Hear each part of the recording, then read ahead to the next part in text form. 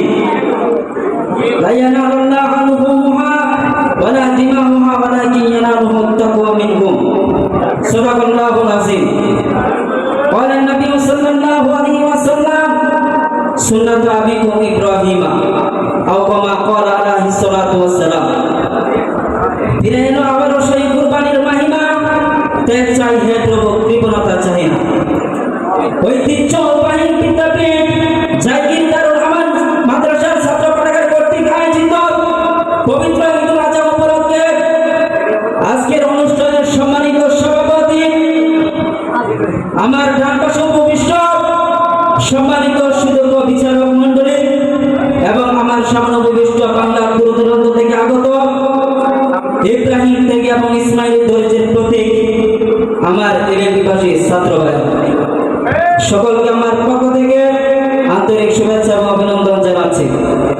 সম্মানিত মুহতারাম হাজরিন, আজকে কুরবানি নামক ইতিহাসের কথা বলতে আজকে আমাদের মনে পড়ে যায় সেই 42 বছরের সেই পূর্বের কাহিনীর কথা, যে সন্তানকে তার পিতা কিভাবে আল্লাহ তাআলা রাস্তায় উৎসর্গ করে দিয়েছিলেন আর সন্তান ইব্রাহিম যে তার নিজের জীবনকে আল্লাহ তাআলা রাস্তায় বিলীন করে দিয়েছিলেন। সম্মানিত মুহতারাম হাজরিন, আরবের সেই দুশের বুকে হযরত ইব্রাহিম আলাইহিস সালাম হযরত ইসমাঈলকে কুরবানি দেওয়ার জন্য প্রস্তুত হয়েছিলেন। মুফাসসিরিন কিরামগণ লিখেন যে কুরবানি 3 দিন পর্যন্ত ওনাকে স্বপ্ন দেখানো হয়, অতঃপর তিনি প্রতিদিন 100টি উট কুরবানি করেন, এভাবে 3 দিনের মোট 300 উট কুরবানি করেন। তো অতঃপর তিনি ভাবলেন, আবার ওনাকে স্বপ্ন দেখানো হলে তিনি চিন্তা করলেন যে প্রিয় বস্তুটা কি। তিনি ভাবলেন যে সেই প্রিয় বস্তুটা তো হলো আমার কলিজার টুকরা, আমার চোখের শীতলতা ইসমাঈল। অতঃপর ওনার সন্তানকে তিনি বললেন, যা আল্লাহ রাব্বুল আলামিন কুরআনুল কারীমের মাধ্যমে আমাদেরকে জানিয়ে দিয়েছেন, ওয়ালা ইয়া বুনাইয়া ইন্নী আরা ফিল মানামি আন্নী আসবাহুকা ফানজুর মাযা তারা। হে আমার প্রিয় সন্তান, আমি স্বপ্ন থেকে দেখেছি যে আমি তোমাকে কুরবানি করতেছি, এবং তোমার অভিমত কি। যেমন ছিল সন্তান, যেমন ছিল পিতা, ঠিক সেরকম ছিল তার সন্তান। তিনিও বললেন, সাতাজিদুনি ইনশাআল্লাহ মিনাস সাবিরিন, ইনশাআল্লাহ আপনি আমাকে ধৈর্যশীলদের মধ্যে খুঁজে পাবেন। অতঃপর ওনাকে যখন কুরবানি দেওয়ার জন্য তখন নিয়ে যাওয়া হয়, তখন ওনাকে যখন শোয়ানো হয়, তখন ওনার গলার মধ্যে যখন ছুরি ধরানো হয়, তখন সমস্ত ফেরেশতাদের অবাক হয়ে যায়, সমস্ত মাখলুকদের অবাক হয়ে যায় যে এটা কিভাবে হতে পারে, সন্তান তার পিতা তার সন্তানকে কিভাবে কুরবানি করতে পারে, আল্লাহ তার রাস্তায় কিভাবে তার কলিজার টুকরাকে সে আল্লাহর রাস্তায় বিলীন করে দিতে পারে। অতঃপর সমস্ত ফেরেশতারা, সমস্ত মাখলুকরা আল্লাহু আকবার, আল্লাহু আকবার, লা ইলাহা ইল্লাল্লাহ, আল্লাহু আকবার, আল্লাহু আকবার ধ্বনি দিতে লাগলো, যে আমরা উম্মতে মুহাম্মাদিরা 9 জিলহজ থেকে 13 জিলহজ পর্যন্ত পড়ে থাকি। অতঃপর মহান রব্বুল আলামিনের নির্দেশে জান্নাত থেকে একটি দুম্বা কুরবানি হয়ে গেল। সম্মানিত মুহতারাম হাজরিন, কিন্তু আজকে আমরা সুন্নাত ইব্রাহিম থেকে আজকে আমরা দূরে দাঁড়িয়েছি। আমরা আজকে মানুষ দেখানোর জন্য আজকে কুরবানি দেই, আজকে আল্লাহ তাআলাকে রাজি খুশি করার জন্য কুরবানি দেই না।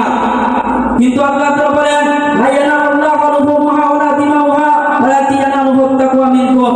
আমি আল্লাহ তাআলার নিকট তোমাদের কুরবানিকৃত পশুর রক্ত কিংবা গোশত কোনটাই পৌঁছে না, আমি আল্লাহ তাআলার নিকট পৌঁছে তোমাদের মনের তাকওয়া। সম্মানিত মুহতারাম হাজরিন, পরিশেষে একটা কথা আজকে না বললে নয়, আজকে আমাদের বর্তমান জামানার মধ্যে দেখা যাচ্ছে কত নাস্তিক মুরাদরা আজকে কুরবানির বিরুদ্ধে তারা কথা বলে, আজকে তারা কুরবানি নিয়ে আজকে তারা কটূক্তি করে, আজকে তারা বলে যে আমরা মুসলমানরা নাকি আজকে আমরা পশু হত্যা করছি। কিন্তু আমি আজকে বাংলার জন্য টেকনাফ থেকে দিলে পর্যন্ত আজকে বলে দিতে চাই যে আমরা কখনো আমরা পশু হত্যা করি না, আমরা ইসমাঈলের ধৈর্য দিয়ে এবং ইব্রাহিমের আদর্শ দিয়ে আমরা আজকে কুরবানি করে চিল্লে বলেন ঠিক কিনা।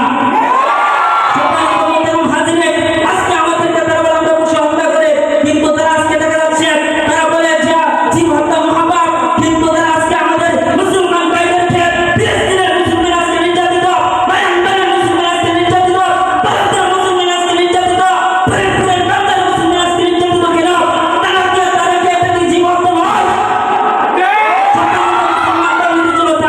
এজন্য আমাদের আজকে কুরবানিটা রবের সন্তুষ্টির জন্য, আমি আল্লাহ তাআলাকে রাজি খুশি করার জন্য কুরবানি দেব।